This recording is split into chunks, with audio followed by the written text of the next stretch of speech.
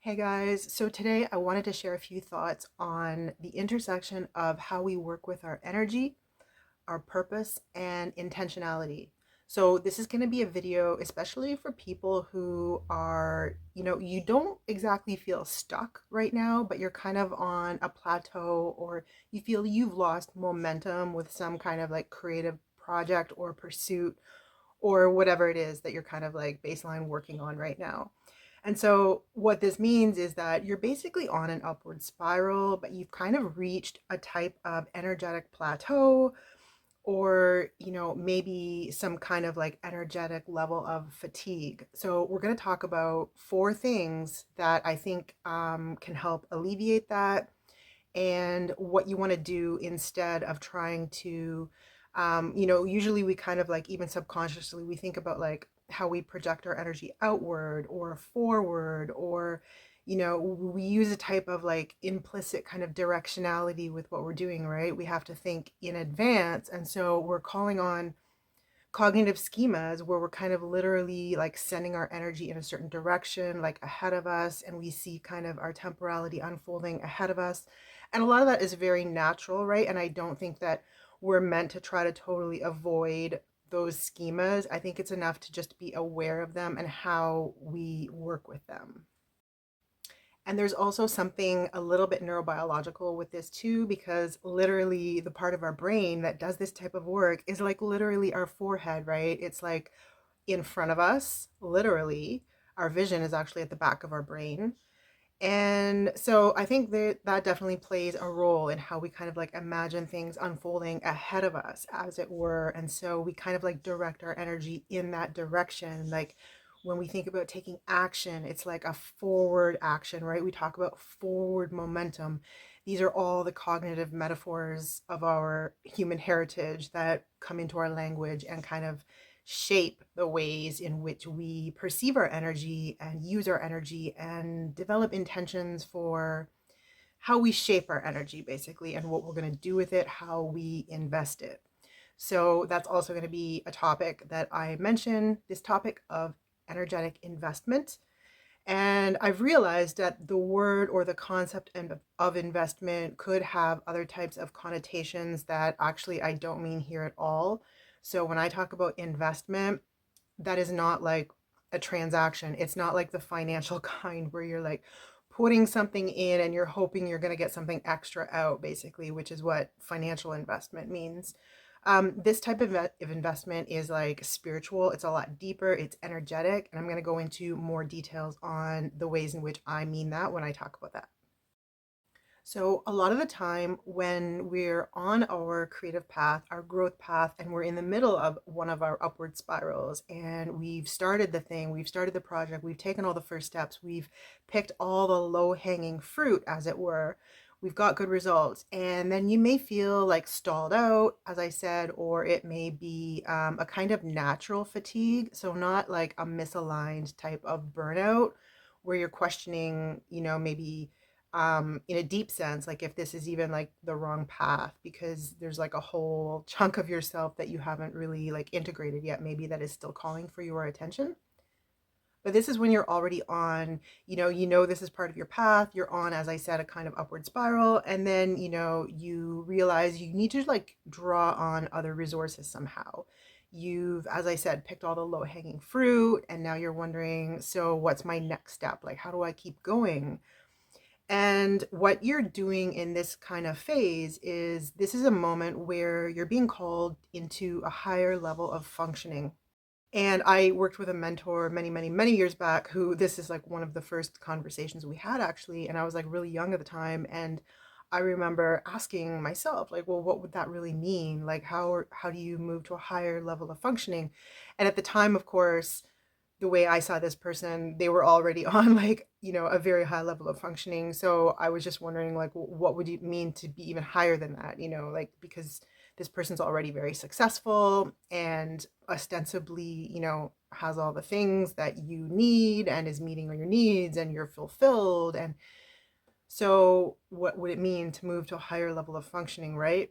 I think that a large part of this is obviously going to be an individual thing in terms of the specifics, like what the look of it would be, the feel of it would be, but On an energetic level, it means something, I think, a little bit universal in the sense that there are things you can do that will allow you to move into that higher level for yourself. And again, this is all going to be energetic. So, um, maybe if I can make just a really quick summary first, and then I'm going to go into like sort of the four elements that I think would compose this.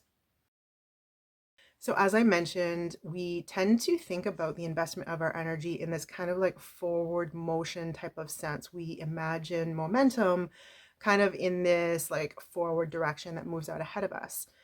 And so, when we reach a kind of plateau, what's really happening is that the energetic loops that we've created with our investments in the world, in others, in our networks, basically, these loops have kind of like stopped functioning, or they've kind of atrophied, or what we're really being asked to is kind of like call our energy back a little bit to recenter the nature of our investment and to find new ways to direct it or to shape it with our intentionality. We may have successfully manifest at a certain stage of our journey, and then we're being called to like reshape our intentionality. So it's not like it's not even necessarily, it's not even as dramatic as a detour. It's just, you're kind of at a natural segmentation point, and now you're just being called to like refine the ways in which you're shaping your investments. And as I said, I want to go into a bit more detail on the concept of this type of investment. So, what I'm talking about here with energetic loops and the ways in which we invest energetically, this is about productive modes of exchange. And so, this is not like a type of like one to one kind of reciprocal matching. Like, what I give is like exactly what I get, and I'm only giving because I'm going to get. It's not that. It's not that level, because this investment that I'm talking about is not like a transactionalism in that sense. It is not conditional in that sense. This is not about like manipulating for a certain outcome. This is this is about like the shaping of your desire and your energy in certain directions, because there's a call on your purpose. So there's a specific call that you're receiving. It's calling your energetic signature specifically. Your energy is being called in certain directions in perfect alignment already with your purpose, which is the actualization of your specific gifts and the understandings or lessons that you need to go through in order to learn those and activate them. So this is what I mean by investment. It's like directly tied in with a sense of purpose. It's not a transactionalism. You couldn't like see this in advance if you wanted to, right? But at the same time, there is this element of like, is the energetic loop that I've been working on, is it still productive for me, right? Is it still teaching me or nourishing me, or, making use of my gifts? So you can see, like, you want to be discerning here about the language and the ways in which you're applying these concepts so that you're not actually making it into a kind of transactionalism. So, with all that being said, when we are on these kinds of plateaus, these energetic plateaus, and we're just being asked to kind of shift our awareness of like what kind of segment we're on of this path, it's a good moment to, of course, like to pause, to kind of like rest. And in that state of rest, which is not like going fully offline with your life in the ways in which will happen with like severe burnout, total adrenal failure, and these kinds of things, but just to kind of like pulling your energy back in a temporary sense to kind of like recenter and recalibrate the energy to the new level of awareness that you need, and then moving from there. And so I think there are four elements of what will happen here that you could be cognizant of, so that you kind of like can see where you are in this moment of rest or energetic pullback or recalibration or recentering. So the first of these, maybe I'll list them, or I'll just go through these in order. So the first of these is that what we're doing in these kinds of moments that may not look outwardly productive in the same way that they were, what we're doing now is first, we are deepening our capacity. We're deepening our possibility of reception. And what a lot of this can look like is becoming more adept or deepening our own capacity actually to feel all of our feelings, to really, yeah, go through that, process our feelings, metabolize our feelings in this deep sense, to sit with ourselves in this deep sense. And then the second part, following right on this, of course, is the introspection. So this requires quite a bit of energy, actually. So this introspection will also go through, maybe this is more of the processing of the feelings, because what you're doing is exploring your internal networks, your internal assignment of meaning, and the meanings you create, and the kinds of narratives and lineages you have maintained.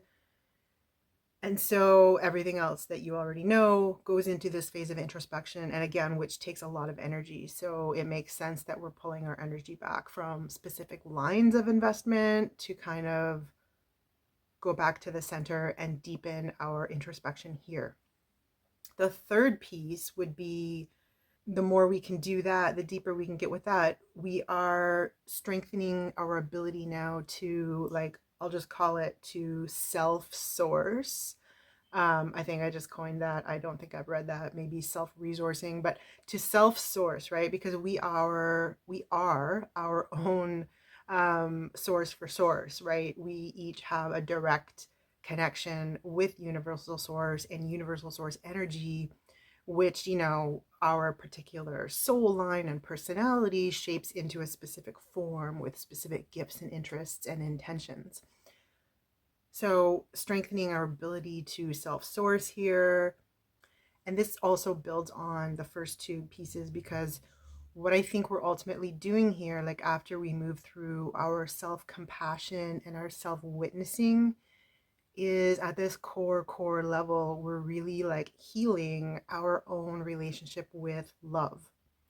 And so this is love for ourselves, and this is our ability to embody love as a frequency, not just for specific others, but just like in the world and how we show up in the world. And this is very deep, but I think that that's what's really at the core. So this would be the core. This is the deepest place. And then the fourth moment here would be kind of like starting to come back up. This will be where you kind of deepen or strengthen your, I will call it like a resilience or an agility.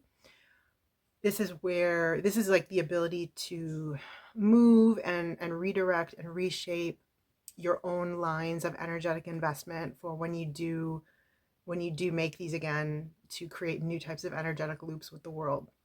Let me know if this has made sense so far. I know some of this language might sound really abstract, but sometimes you actually need to be on a certain level of abstraction in order to move in new directions that were actually siloed and kept separate at lower levels of concretion.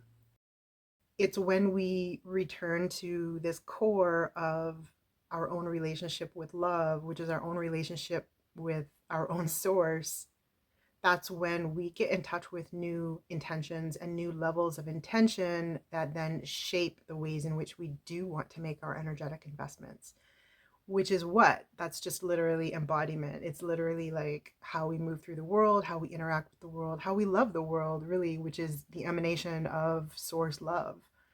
So it's quite beautiful. And I think that that's what we need to do. Like when you are facing a plateau or kind of like a stall in your momentum, like it's not as hard as being stuck, but these moments are really calling upon you to kind of like take a pause and go deeper.